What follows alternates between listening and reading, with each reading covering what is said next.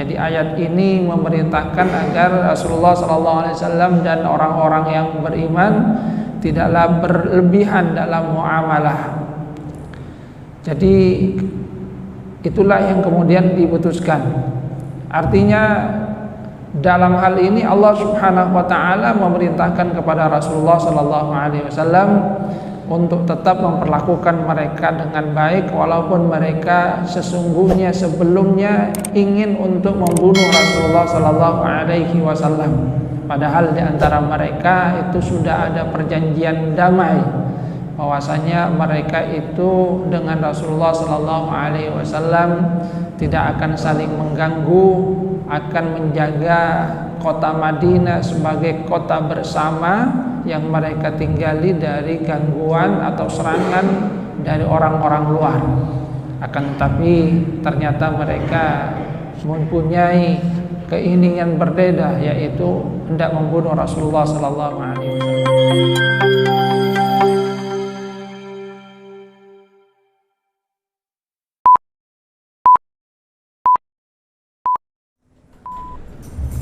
Assalamualaikum warahmatullahi wabarakatuh.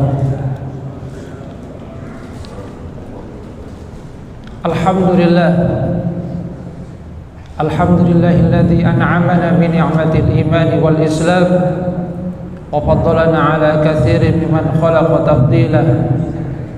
Alhamdulillahilladzi hadana li hadza wa ma kunna linahtadiya laula an hadana Allah. Ashhadu an la ilaha illallah wahdahu la syarika lah wa ashhadu anna Muhammadan abduhu wa rasuluhu la nabiyya ba'dah. Allahumma salli ala Muhammad wa ala ali Muhammad kama sallaita ala ali Ibrahim wa barik ala Muhammad wa ala ali Muhammad kama barakta ala ali Ibrahim fil alamin innaka Hamidum Majid. Allahumma la ilma illa ma 'allamtana fa'allimna 'ilman yanfa'una wanfa'na bima 'allamtana. Rabbana atina min ladunka rahmatan wa hayyi' lana min amrina rasyada. Amma ba'du. Hadirin jamaah salat subuh rahimakumullah. Alhamdulillah, Allah Subhanahu wa taala memberikan kita nikmat kesehatan. Allah Subhanahu wa taala juga memberikan kita nikmatul iman, bisa memenuhi panggilan Allah Subhanahu wa taala, menghambakan diri kepada Allah Subhanahu wa taala lewat salat subuh berjamaah ini. Kita lanjutkan kajian tafsir masih di surah Al-Maidah. Setelah membahas surah yang ayat yang ke-6 dan yang ke-7, kita sampai ke ayat yang ke-8. Firman Allah Subhanahu wa taala, a'udzubillahi minasyaitonir rajim.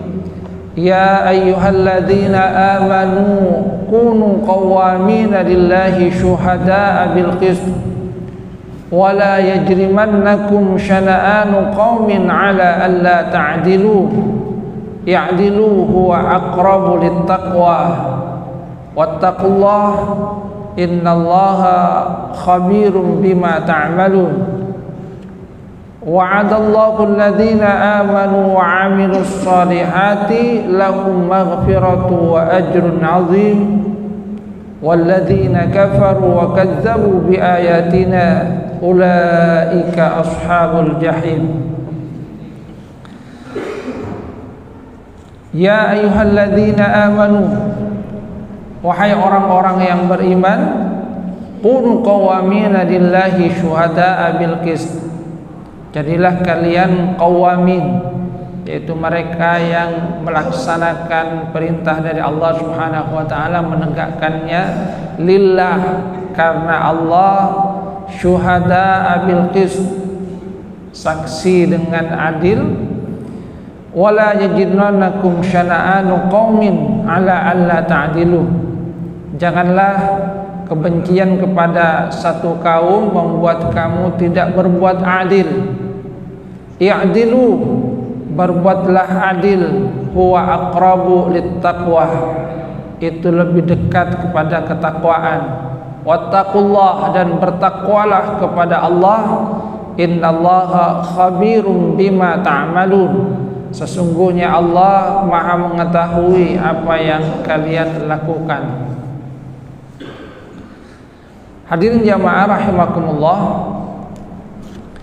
di ayat ini Allah Subhanahu wa taala kembali menyeru orang-orang yang beriman dengan nidaul karamah, panggilan kehormatan, yaitu ya ayyuhalladzina amanu, wahai orang-orang yang beriman. Apa pesan yang disampaikan oleh Allah Subhanahu wa taala setelah nidaul karamah ini, seruan panggilan kehormatan dengan kata-kata iman? Allah Subhanahu wa taala memerintahkan kepada setiap mereka yang diberikan oleh Allah Subhanahu wa taala karunia keimanan, yang percaya kepada Allah Subhanahu wa taala, untuk berbuat adil. Ketika menjadi saksi, saksi itu juga adil. Ketika memutuskan juga dengan adil. Yang Allah Subhanahu wa taala katakan kunu qawwamina lillah, yang semua itu dilakukan dalam rangka untuk mengharap ridha Allah Subhanahu wa taala. Jadi Allah Subhanahu wa taala menegaskan kunu qawwamina lillah, lillah di sini karena Allah Subhanahu wa taala.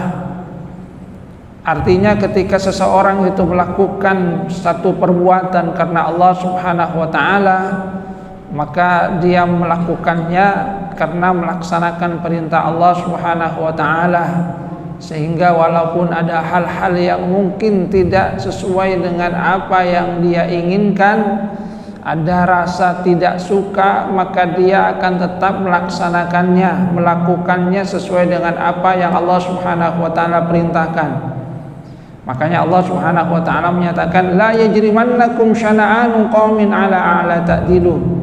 Jangan sampai satu kebencian, rasa tidak suka kepada satu kaum membuat kamu tidak berbuat adil. Diriwayatkan bahwasanya ayat ini turun berkaitan dengan Bani Nadir. Ketika Bani Nadir itu hendak berusaha untuk membunuh Rasulullah sallallahu alaihi wasallam. Dalam satu waktu ketika Rasulullah sallallahu alaihi wasallam ada keperluan dengan Bani Nadir, Bani Nadir kemudian kan menyuruh Rasulullah sallallahu alaihi wasallam beserta para sahabat yang bersamanya untuk menunggu. Nah, saat itulah ada pikiran negatif yang merasuki mereka, ada bisikan setan yang merasuki mereka untuk membunuh Rasulullah sallallahu alaihi wasallam. Saat Rasulullah sallallahu alaihi wasallam dan para sahabat sedang duduk, ada di antara mereka yang ingin untuk membunuh Rasulullah dengan melemparkan batu, karena memang posisinya sangat bagus kalau mereka mencoba untuk membunuh Rasulullah sallallahu alaihi wasallam, tinggal melemparkan batu dari atas. Tapi Allah Subhanahu wa taala memberikan wahyu kepada Rasulullah sallallahu alaihi wasallam tentang keinginan mereka yang hendak membunuh Rasulullah sallallahu alaihi wasallam, sehingga Rasulullah bergegas pindah dari tempat itu bersama dengan para sahabatnya. Atas itulah kemudian Rasulullah sallallahu alaihi wasallam mengepung Bani Nadir selama 7 malam. Dan mereka kemudian meminta kepada Rasulullah sallallahu alaihi wasallam untuk tidak membunuh mereka. Fasa'alun Nabiy sallallahu alaihi wasallam ayyaktafiya minhum bil jala. Mereka meminta kepada Rasulullah sallallahu alaihi wasallam bahwa mereka cukup diusir saja dari Madinah, tidak kemudian dibunuh. Wa ayyakuffa an dimaihim, supaya tidak ada pertumpahan darah di antara mereka, dan wa ayyakuna lakum ma hamalat al-ibil, dan juga mereka boleh untuk mengangkut apa-apa yang bisa diangkut dengan melalui onta. Dan inilah yang kemudian dikabulkan oleh Rasulullah sallallahu alaihi wasallam. walaupun ada sebagian dari sahabat yang kurang menyukainya. Nazalat al-ayah linahihim anil ifrat fil muamalah. Jadi ayat ini memerintahkan agar Rasulullah SAW dan orang-orang yang beriman tidaklah berlebihan dalam muamalah. Jadi itulah yang kemudian diputuskan. Artinya dalam hal ini Allah Subhanahu wa taala memerintahkan kepada Rasulullah SAW untuk tetap memperlakukan mereka dengan baik, walaupun mereka sesungguhnya sebelumnya ingin untuk membunuh Rasulullah SAW. Padahal di antara mereka itu sudah ada perjanjian damai, bahwasanya mereka itu dengan Rasulullah SAW tidak akan saling mengganggu, akan menjaga kota Madinah sebagai kota bersama yang mereka tinggali dari gangguan atau serangan dari orang-orang luar. Akan tetapi ternyata mereka mempunyai keinginan berbeda, yaitu hendak membunuh Rasulullah SAW. Jadi kata Allah Subhanahu wa taala, la yajrimannakum syana'anu qaumin ala alla ta'dilu. Jangan sampai kebencian, rasa tidak suka kepada satu kaum itu membuat kamu tidak berbuat adil. Ketika bersaksi kemudian tidak bersaksi dengan baik. Sebab di antara salah satu faktor seseorang itu tidak berbuat baik, tidak berbuat adil dalam hal ini adalah ketika ada rasa tidak suka saat misalnya seorang hakim memutuskan, yang satu adalah orang yang dia sukai, satunya yang tidak dia sukai, maka ada potensi untuk berbuat tidak adil, untuk memenangkan orang yang dia sukai, untuk memenangkan orang yang memang dia dukung, dan mengalahkan orang yang tidak dia sukai. Maka pesan yang diberikan oleh Allah Subhanahu wa taala adalah tetaplah berbuat adil, karena memang itulah yang diperintahkan oleh Allah Subhanahu wa taala. Dan berbuat adil di sini lillah, karena Allah Subhanahu wa taala. Dan inilah yang memang dilakukan oleh Rasulullah sallallahu alaihi wasallam beserta juga para sahabat-sahabat Rasulullah sallallahu alaihi wasallam. Jadi walaupun mereka itu mungkin berhadapan dengan satu kaum yang tidak mereka sukai, akan tapi putusan yang diambil itu adalah tetaplah putusan sesuai dengan apa yang memang harus diputuskan. Hal yang pernah terjadi misalnya ketika Khalifah Ali bin Abi Thalib itu kehilangan baju besinya, dan satu waktu ternyata baju besinya beliau lihat ada pada seorang Yahudi. Sayyidina Ali bin Abi Thalib itu mengenal dengan baik baju besinya, sehingga dia katakan, ini adalah baju besi saya. Kata orang Yahudi, nah ini milik saya, buktinya dia ada di saya. Dan hal ini kemudian dibawa kepada pengadilan. Hakimnya kemudian meminta bukti-bukti. Kata Ali bin Abi Thalib, di bagian ini ada bekas dari pedang yang mengenainya. Kata Yahudi, yang namanya baju perang ya di mana-mana pasti ada bekas dari pedangnya, karena memang digunakan untuk berperang. Artinya apa yang kamu tuduhkan, yang kamu katakan itu biasa, pasti yang namanya baju perang itu ada bekas dari pedang. Kalau tidak ya bukan baju perang namanya. Maka hakimnya kemudian menyatakan, ya apa yang dikatakan oleh Yahudi itu adalah sesuatu yang benar. Sekarang kamu datangkan saksi. Maka Ali bin Abi Thalib mendatangkan saksinya. Beliau datangkan anak-anaknya Hasan dan Husain. Akan tapi kata hakimnya, tidak bisa, keluarga sendiri tidak bisa menjadi saksi kepada kamu, karena nanti pasti dia akan memberikan kesaksian yang akan menyenangkan kamu sesuai dengan apa yang kamu inginkan. Pasti dia akan mendukung kamu. Saksinya itu adalah saksi yang netral, bukan saksi yang ada kegerabatan, yang di situ ada potensi untuk mendukung kamu. Ya, kalau sekarang itu konflik of interest, itu ada konflik kepentingan.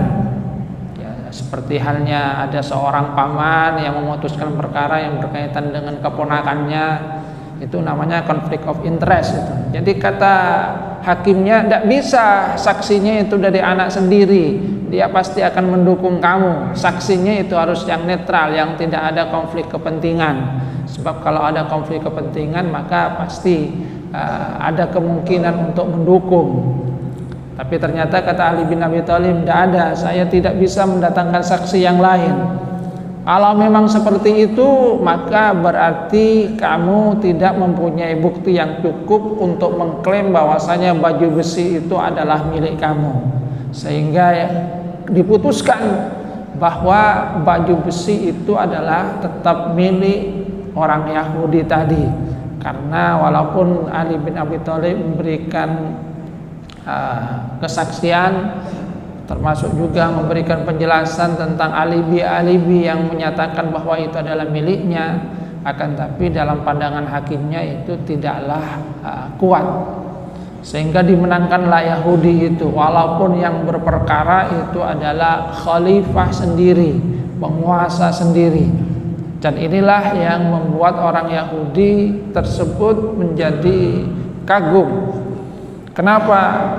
Karena seharusnya seorang khalifah itu bisa mempengaruhi hakimnya tadi untuk memenangkan perkaranya, akan tetapi ternyata tidak. Hakimnya tetap memutuskan sesuai dengan fakta-fakta yang dia lihat di dalam persidangan. Sehingga pada akhirnya kata Yahudi, sesungguhnya baju ini memang milik kamu. Jadi memang milik kamu, dan dikembalikan kepada Ali bin Abi Thalib. Dan Yahudi itu akhirnya memeluk agama Islam karena melihat bagaimana sang hakim itu menegakkan putusan dengan adil sesuai dengan fakta-fakta yang ada di persidangan, walaupun yang dihadapinya itu adalah orang-orang yang dekat dengan dirinya, walaupun yang dihadapinya itu adalah penguasa, khalifah pada waktu itu. Kunu qawwamina lillahi syuhada'a bil qist. Jadi semua itu ditegakkan dalam rangka untuk menegakkan perintah Allah Subhanahu wa taala, karena melaksanakan perintah Allah Subhanahu wa taala, di mana Allah Subhanahu wa taala katakan i'dilu huwa aqrabu littaqwa. Berlaku adillah, karena perlakuan adil, perbuatan adil itu yang lebih dekat kepada ketakwaan. Ketakwaan dalam artian menjaga diri dari apa yang dilarang oleh Allah Subhanahu wa taala. Wattaqullah, dan bertakwalah kamu kepada Allah. Innallaha khabirum bima ta'malun. Sesungguhnya Allah itu Maha mengetahui apa yang kalian lakukan.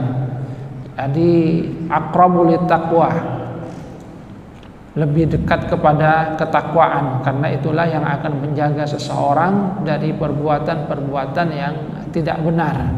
Ketika melakukan semua adalah dalam rangka untuk mengharap ridha Allah Subhanahu wa taala, maka pertimbangannya itu bukanlah pertimbangan suka atau tidak suka, bukanlah pertimbangan masalah duniawi, bukanlah pertimbangan masalah kekerabatan, akan tetapi sesuai dengan apa yang memang diperintahkan oleh Allah Subhanahu wa taala dan Rasulullah sallallahu alaihi wasallam, dengan prinsip keadilan, memutuskan sesuai dengan apa yang harus diputuskan. Karena memang Rasulullah sallallahu alaihi wasallam itu juga memberikan satu peringatan kepada mereka yang memutuskan hakim. Kata Rasulullah sallallahu alaihi wasallam, hakim itu ada 3. Yang 2 masuk neraka, 1 masuk surga. Yang masuk neraka itu pertama adalah hakim yang dia mempunyai ilmu, akan tetapi dia tidak memutuskan sesuai dengan ilmunya. Jadi dia tahu bahwasanya si A itu salah, si B yang benar. Akan tetapi karena hal-hal yang lain, mungkin karena disuap, mungkin karena kedekatan kerabat, mungkin karena rasa suka tidak suka, akhirnya dia memutuskan berbeda sesuai dengan yang seharusnya dia putuskan. Yang seharusnya si B yang menang, dia memenangkan si A, sehingga putusannya itu sesungguhnya adalah putusan yang tidak benar, tidak sesuai dengan fakta-fakta persidangan, tidak sesuai dengan yang seharusnya dia putuskan. Ini kata Rasulullah SAW, hakim yang dia mempunyai ilmu akan tetapi dia tidak memutuskan sesuai dengan ilmunya, maka hakim yang seperti ini masuk ke dalam neraka. Kemudian yang kedua adalah hakim yang dia tidak mempunyai ilmu dan dia memutuskan atas dasar ketidaktahuannya. Jadi memang dia tidak tahu tentang perkaranya, tidak mendalami, asal memutuskan, maka putusannya itu adalah putusan sembarangan, bukan didasarkan atas ilmu. Hakim yang seperti ini juga kata Rasulullah SAW masuk neraka, karena dia sesungguhnya tidak mempunyai kewenangan untuk memutuskan. Seharusnya dia mendalami dengan sebaik-baiknya sebelum memutuskan, karena bagaimanapun juga ini kan menyangkut hak yang harus diberikan kepada seseorang. Ketika dia memutuskan atas dasar ketidaktahuannya, maka putusannya adalah putusan yang ngawur, tidak berdasarkan ilmu, padahal dia seharusnya memutuskan atas dasar ilmu. Maka yang kedua ini juga masuk neraka. Nah, yang ketiga yang masuk surga kata Rasulullah SAW adalah seorang hakim yang dia mempunyai ilmunya. Jadi ilmunya dia tahu bagaimana seharusnya dia memutuskan perkara itu, dan dia memutuskan sesuai dengan ilmunya, sesuai dengan pengetahuannya. Jadi kalau memang si A itu salah, dia putus salah. Kalau memang si B itu benar, dia putus benar. Bukan malah memutarbalikkan, bukan karena rasa tidak sukanya kepada B dia malah memutuskan B itu salah dan memutuskan bahwasanya si A itu benar. Artinya dia memutuskan sesuai dengan apa yang memang harus dia putuskan. Ilmunya ada dan dia memutuskan sesuai dengan ilmunya. Jadi dua-duanya itu ada ilmunya, dan yang kedua diputuskan berdasarkan ilmu, bukan memutuskan atas dasar ketidaktahuan atau kemudian dia punya ilmu akan tetapi ilmunya tidak digunakan dengan benar dalam rangka memutuskan. Innallaha khabirum bima ta'malun, sesungguhnya Allah itu Maha mengetahui apa yang kalian lakukan. Nah, setelah itu Allah Subhanahu wa taala menyatakan wa'adallahu alladziina aamanu wa 'amilus shalihati lahum maghfiratu wa ajrun 'azim. Allah menjanjikan bagi orang-orang yang beriman dan melakukan amal sholih, bagi mereka ampunan dan pahala yang agung. Jadi Allah Subhanahu wa taala menyatakan, karena ayat ini berkaitan dengan persoalan untuk menegakkan keadilan, maka siapa yang beriman kepada Allah Subhanahu wa taala, yakin dengan apa yang Allah Subhanahu wa taala tetapkan dan melakukan amal soleh, melakukan sesuai dengan apa yang memang Allah Subhanahu wa taala perintahkan, mereka akan mendapatkan ampunan dari Allah Subhanahu wa taala. Mereka juga akan mendapatkan pahala yang besar dari Allah Subhanahu wa taala. Karena memang persoalan ini juga ada kaitan-kaitan dengan persoalan keduniawian. Ada banyak hal yang mungkin saja membuat seseorang itu berbuat tidak adil. Mungkin karena adanya suap tadi, riswah yang seharusnya diputuskan dengan benar menjadi tidak benar. Persoalan keduniawian mungkin saja akan membuat seseorang itu gelap mata karena disogok, karena disuap, harusnya kemudian menjadi berubah itu. Dan ini semua adalah satu hal yang dipertanggungjawabkan di sisi Allah Subhanahu wa taala. Cuma memang pada masa sekarang ya amat berat itu. Karena dalam praktik kita akan melihat bagaimana misalnya pada pemilu kemarin Di setiap tingkatan itu potensi untuk berbuat tidak adil itu sangat-sangat besar. Suara yang seharusnya ada pada seseorang itu bisa dialihkan kepada suara orang lain gitu. Dan itu bisa kita lihat ada banyak laporan, termasuk suara-suara caleg gitu. Ada satu wilayah teman saya cerita, suara calegnya itu tidak langsung dihitung, langsung tiba-tiba suruh tanda tangan. Apakah suaranya itu memang sesuai atau tidak, dia katakan tidak tahu.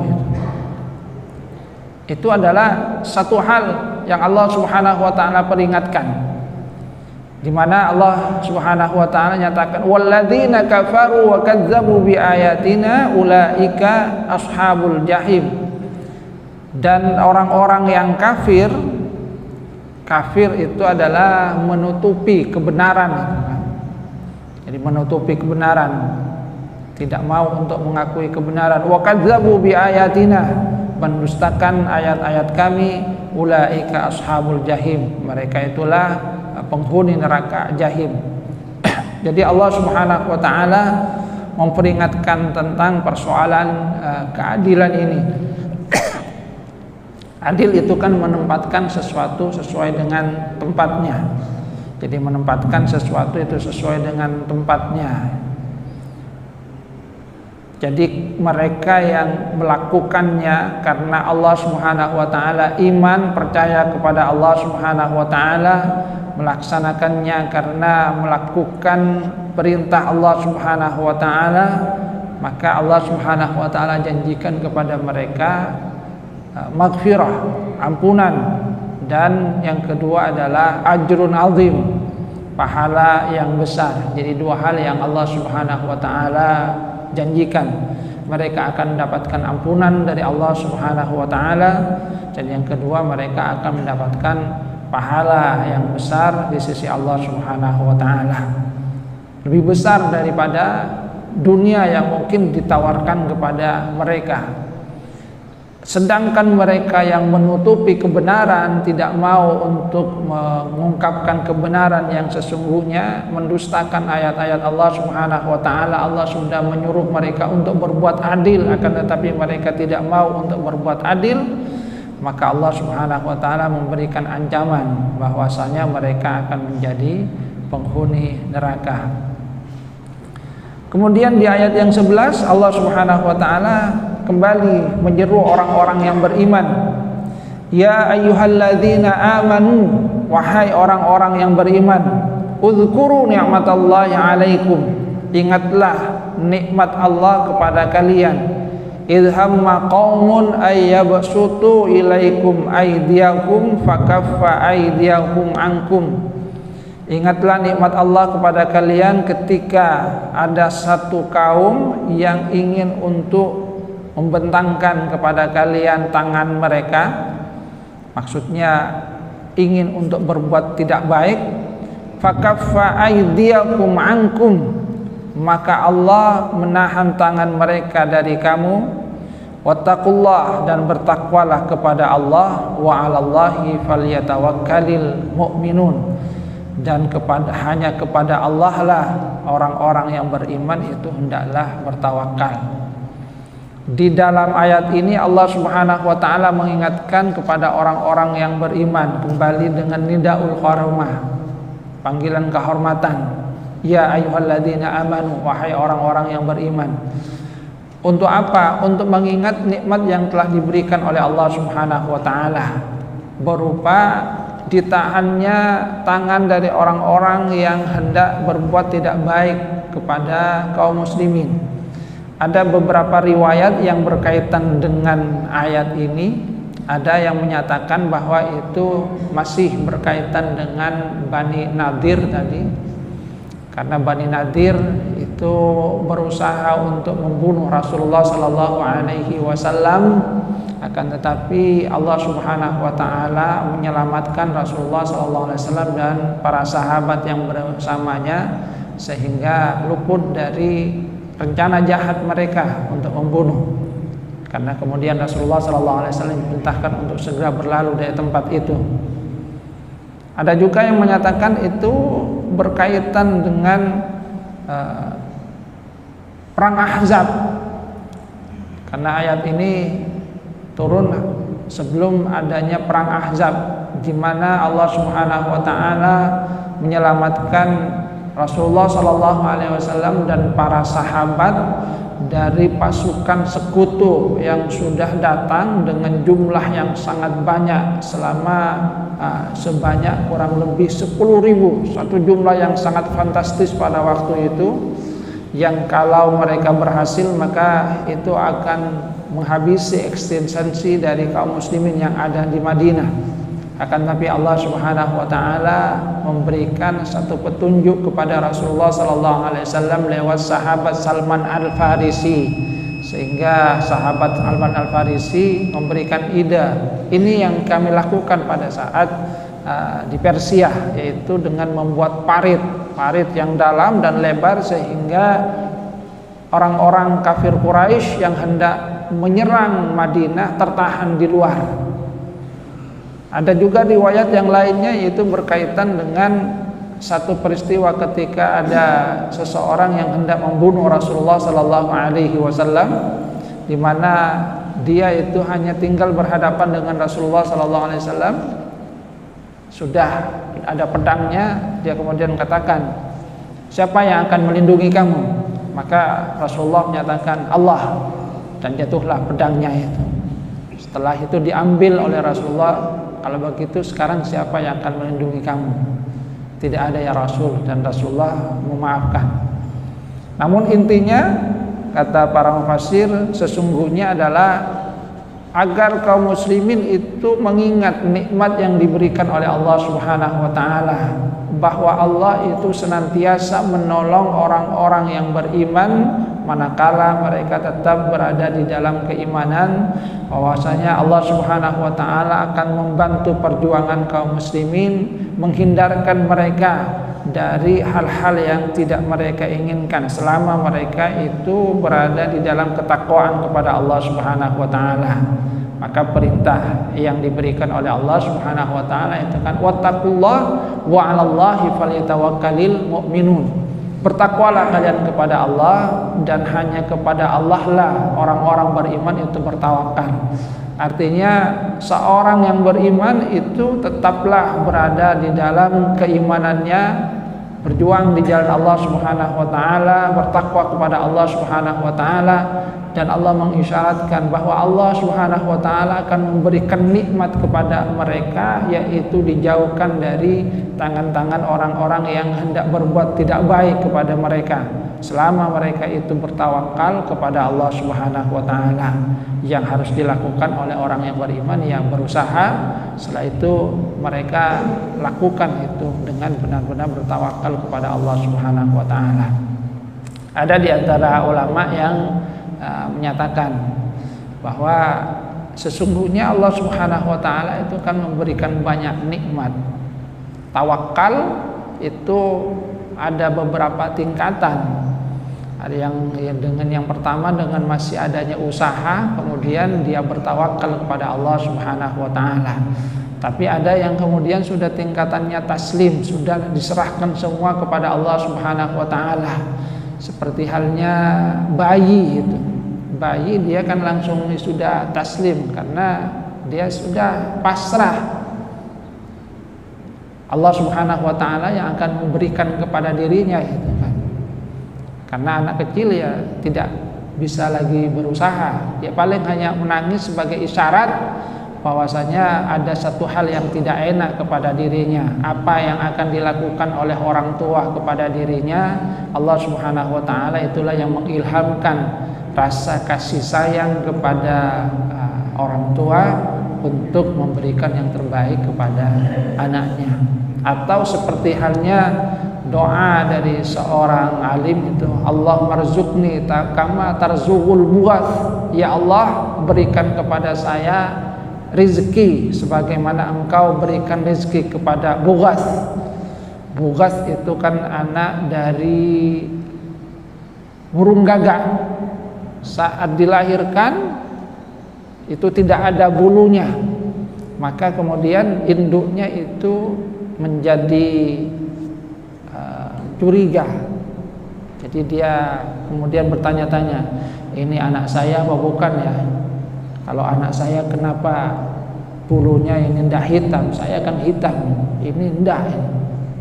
Maka karena dia masih ragu-ragu, ini anaknya apa bukan, anaknya apa bukan, dia tidak membawa makanan untuk anaknya.